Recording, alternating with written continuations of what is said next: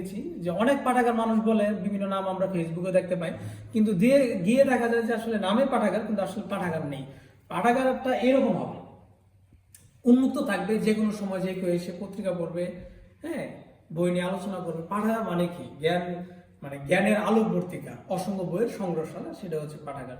তো আমরা অনেকে পাঠাগার বলি, কিন্তু তৈরি করি মূলত বুক শপ, যেখানে বই বিক্রি হয়। তো বুক শপকে আমরা পাঠাগার বা লাইব্রেরি না বলে সেটাকে বুকশপ কি বলে, বুকশপ বা বই কেনা বেচার দোকান বলতে পারি, আর এটাকে বলতে পারি পাঠাগার। তো এরকম পাঠাগার প্রত্যেকটি জায়গায় জেগে উঠুক, গড়ে উঠুক, সে প্রত্যাশা আমার।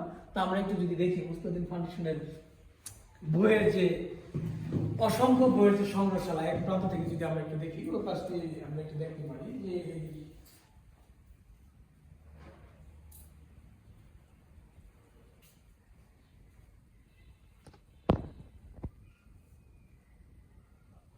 অসংখ্য বই আছে এবং অনেক কোনো বই আছে। এর পেছনেও আরেকটা তাক আছে বইয়ের। এখানে স্কুল কলেজের স্টুডেন্টরা এসে বিকালে বই পড়েন।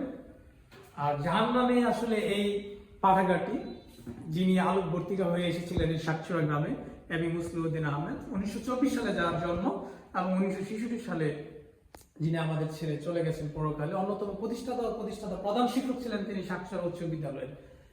তো এই পাঠাগারে এসে আসলে যখনই আমি আসি, সবসময় আসার অনেকদিন পর পর আসা হয়, কিন্তু চমৎকার লাগে, মনে হয় যে আসলে বইয়ের রাজ্যে, মানে জ্ঞান আহরণের সমুদ্রে আমি ডুবে গেলাম। ওই যেটা বইয়ের ইংরেজি শব্দ বুক, বিগ অসেন অফ নলেজ, ঠিক যেন সেটাই এখানে এসে বোঝা যায়। তো সকলের জন্য আমার প্রত্যাশা থাকবে এরকম পাঠাগার নিজ এলাকায় গড়ে তুলুন, ছোটভাবে হোক, কিন্তু মানুষ গেলে, পাঠক গেলে বসতে পারবে, বসে আড্ডা দিতে পারবে, পত্রিকা পড়তে পারবে, এরকম ভাবে গড়ে তুলুন। নর্মাল আমি লাইব্রেরি নাম দিয়ে বুক শপ, মানে কেনাবেচার বই কেনাবেচার দোকান করবো, সেরকম না। মানুষ ওটা হতে পারে পাশাপাশি, কিন্তু মানুষ বসে একটু আড্ডা দিতে পারবে, চা খেতে পারবে, পত্রিকা পড়তে পারবে, হ্যাঁ, জ্ঞানের আলোচনা হবে, এরকম জায়গা আসলে আমাদের জন্য খুবই দুর্লভ এবং আমাদের এটাই দরকার। মানুষকে এখন বর্তমানে মানুষ আড্ডা দেখতে দেয়, চা স্টলে চা খায়, সিগারেট খায়, টেলিভিশন দেখে, আড্ডা দেয়।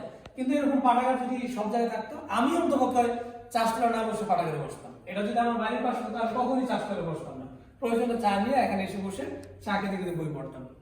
তো এই সাতচুরা গ্রামের আশেপাশে যারা আছেন এবং সাতচুরা বাসীদের জন্য এটা খুবই সৌভাগ্যের ব্যাপার যে এত সুন্দর, এত বড় একটি বইয়ের সংগ্রহশালা এখানে আছে। তো সবাইকে ধন্যবাদ, সবাই ভালো থাকবেন, আল্লাহ হাফিজ।